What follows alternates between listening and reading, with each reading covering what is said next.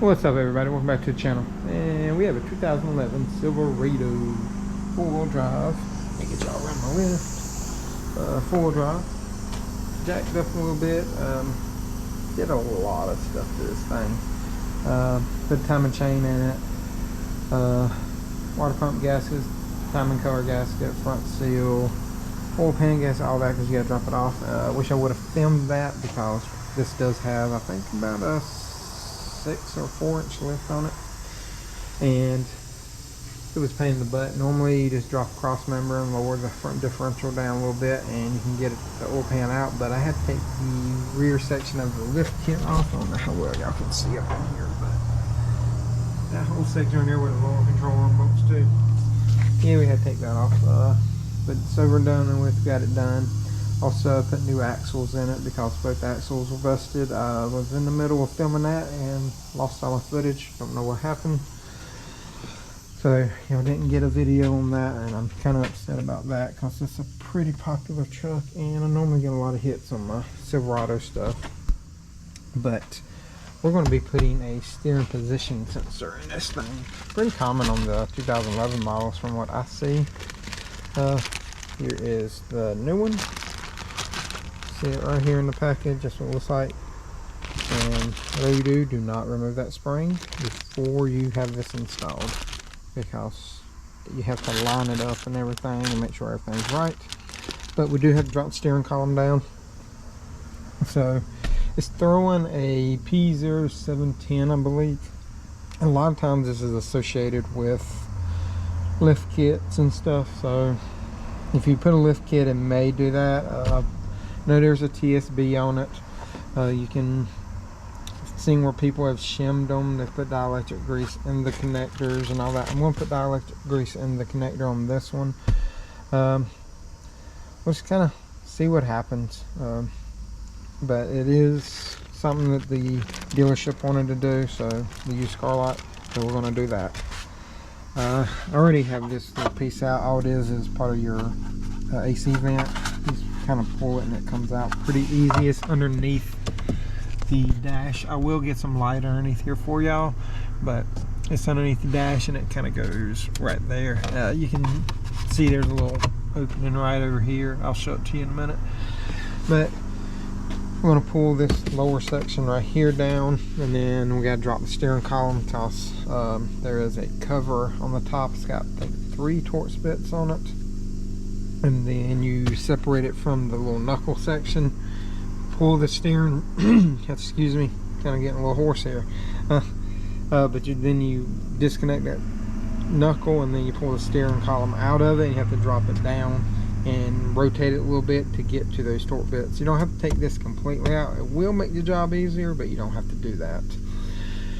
Let me gather some tools and then we'll get started on this. I'll try to get y'all some light up in here as well. So I'm gonna pull this piece right here down first so we can see a lot better.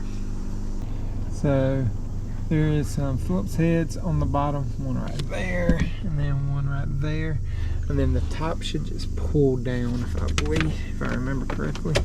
Oh yeah, should just pull down. I may have to pull out this piece just so we can get it down a little bit better, but that should just pull straight out. Yeah, we have to get these Phillips heads on the bottom first, so disconnect those and then you should be able to pull down and pull this whole piece out. And look at that dirt dauber's nest inside of here. Look at that. Dirt dauber nest inside of the truck. So no telling what all we're going to find up in here. So this might be a little bit of an adventure for us. So let me pull this off real quick and I'll show you what it looks like when I get it off. Also, I forgot there's 110 right here. That's the bolt. This kind of goes up through this little cutout piece. I forgot all about that. So set that to the side. Now you can see in there that little connector with all the wires with the white piece. That right there is where your steering sensor is. That's your connector, and It's just got like a little pull tab. You just pull it and pull it back and it should come right out. And after we do that, we can actually start pulling the steering column, but I'm going to do the knuckle before I drop the column, because that'd be a lot easier to do right there. So, let me pull that connector out and then I'll show you. I'll go ahead and show y'all if I can. The knuckle, make sure it's showing y'all right. Come on. No, it's real dark.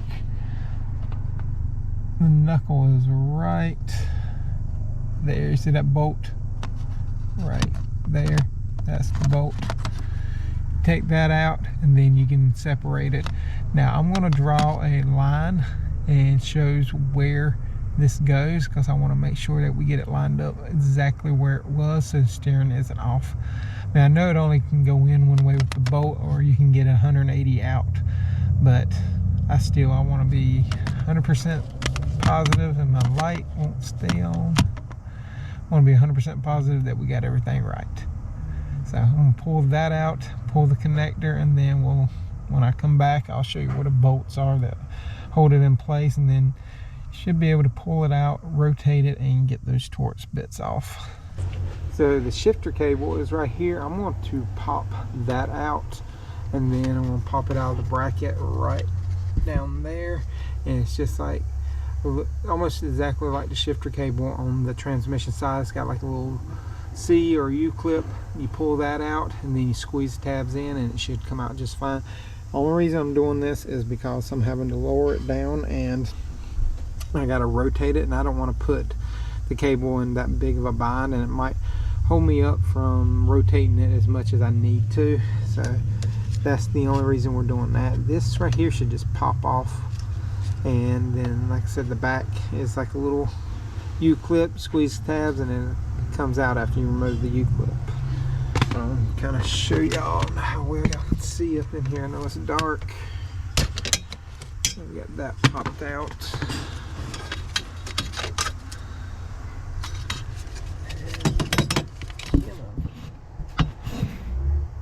And there it is right there. And that light is aggravating me. But I'm going to pull that out and I'll show you what the clip looks like after I get it out. That right there is that little U-clip. It just pulls out. It comes out real easy. And I don't know how well y'all can get to see up in here. It's hanging down about right here. There's your little tabs. You just push those in and it comes right out. That's what the end of it looks like. Now we got all that off. Should have 4 mounting bolts. Should be one there. There should be one. That way y'all can see. There's one. It's damn light. There's one there, one back on the back.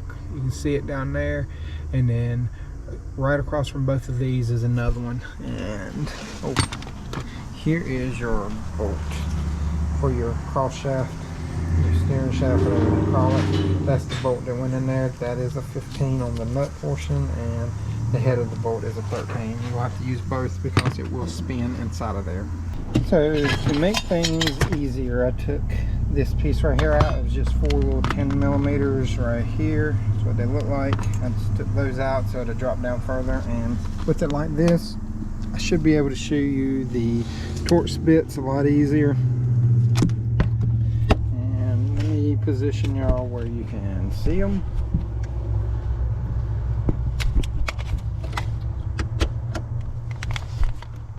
So you see there's white paint marks. 2 of them have it. That top one don't. Haven't figured out what size they are. I think they're T25 or 27 if I remember correctly. But we're going to take those off in this position. I haven't pulled it out of the actual steering knuckle yet, but I did mark with paint marker where it goes and all that stuff. So I'm going to pull these out. Let me grab a socket and I'll take one out with y'all right here. It is a T25. That's what we got right here. And I'm just going to take them off in this position. Now, I ain't going to be able to really show y'all taking it off. So once I get the bolts out and get the cover off, I'll show you what the cover looks like. Almost forgot to mention, these right here will fall out. They're little spacers, so be mindful of that. And now we got everything done. We got the bolts out real tiny, like that. That's what holds that cover on. And I'm thinking we should be able to just pull and get this to come out. There we go. Like I said, it don't take much. Kind of set it to the side. And now we should have that kind of out of the way. Trying to get it where this isn't turned too much, because I want to keep it where it was.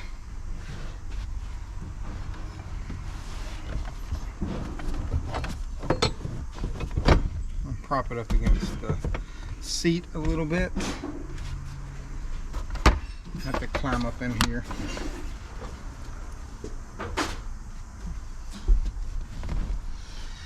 If I remember correctly, there should be some little clips that hold this in. Yeah, so I'll have to get these clips off with a pick and slide it over the end. Alright, here is the old one. This is the cover that was holding it on, and there's a clip right there, one right there, and one right there.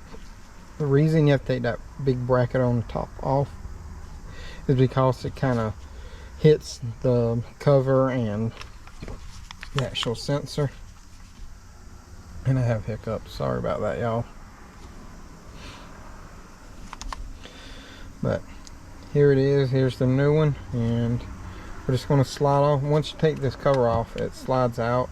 Can be a little tight, so you may have to wiggle it back and forth, but no, I probably can't show you. It's just a tight area, and I would have shown y'all if I could, but the shaft down in there is it just slides over it, and that just determines the position.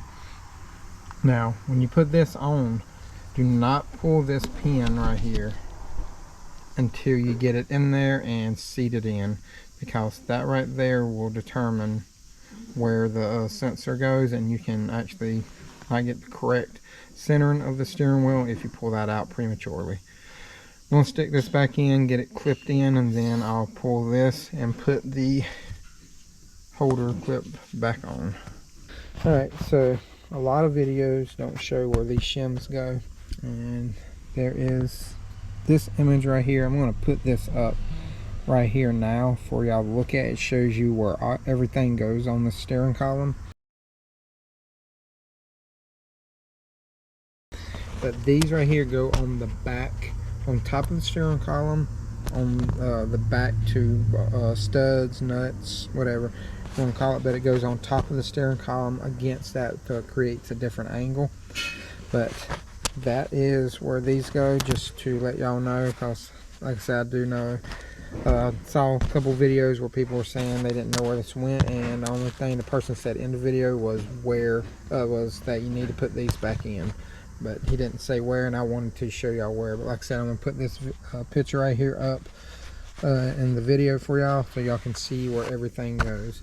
But we have the sensor in now, and we pulled the pin. Once I put it in and snapped it in, I pulled the pin out and put the little clip piece on the back that holds it in, and I went ahead and installed the bracket. I know y'all can't see in there, but went ahead and installed that bracket. Make sure you put the shifter cable back up in the little spiral pieces on the bracket, so it just kind of keeps everything out of the way, so you're not pinching anything. But now I'm just going to put all this back up and start getting it back in there. And the way I'm going to do this too is on this right here, I might put a little bit of silicone super glue or something like that to hold it up on the top of the studs that are in there, just so I don't have to try to put it in there while sticking the steering column inside. I do recommend you getting a friend or somebody to help you do this, because you're going to have to line it up, and getting it in by yourself can be a little cumbersome and it can put a strain on you. So I'm going to get my wife to help me do this, but once I get through, get it all back together, what I'm going to do is I'm going to give y'all all the torque specs for everything. Alright, we got the sensor in, we got everything buttoned up. I do have to get y'all torque specs, but I just want to show y'all that the light is off. Did have a service StabiliTrak light, and the stability control was on. I mean, as soon as you just barely moved it like that, it would come on. And the funny thing is, whenever I checked this, it gave all the right measurements, like all the right voltages and everything on the wires, and I was dead set on it not being bad, but we went ahead and did it, and it turned out to be, it was bad. So that's a good call on him. But it did show that it was good whenever I checked all the voltages, and because you have to turn the steering wheel and read a voltage, and turn it to the right, read the voltage, make sure you get power and ground and all that good stuff. You got a 5-volt reference and all that. But I do have torque specs over there on my computer. I'm going to show you all those real quick, and I'll make sure that we get y'all all the right specifications. So I got it right here. The 3 little screws on the top, those right there, I'll try to put that up in the script in the video as well. But the 3 right there, they torque to 53 inch-pounds. I think this is HP2.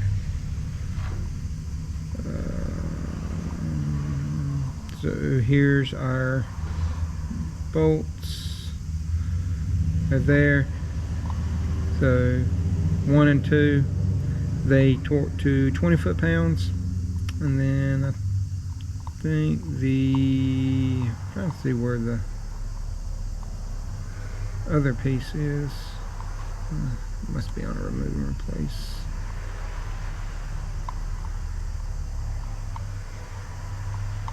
Come on, it's here somewhere. I had it somewhere, I can't find it now. But the bolt at the bottom, the 15 millimeter nut and 13 millimeter head, you really can't get a torque wrench in there. It's a little harder, but if I remember correctly, it torqued to like, I think 20 foot-pounds as well.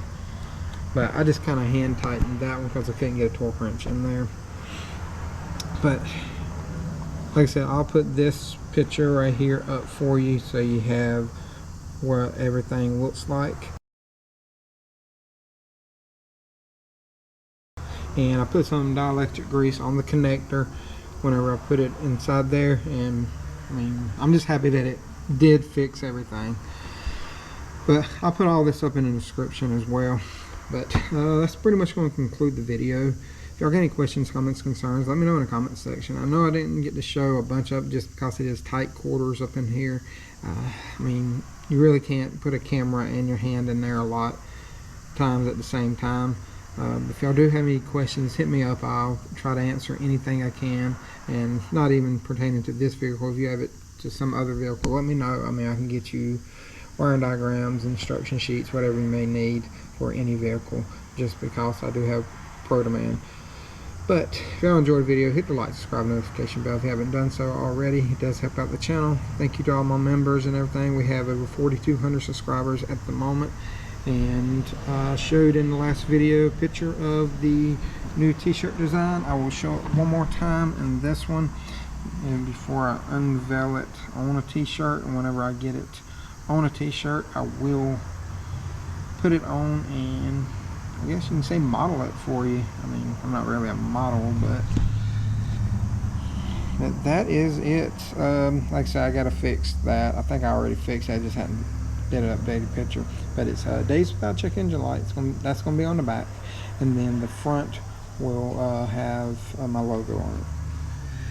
But like I said, if y'all got any questions, comments, concerns, leave them in the comment section. I'll get to them as soon as possible. And thank y'all for everything. And y'all remember, torque is tight. Y'all have a great day.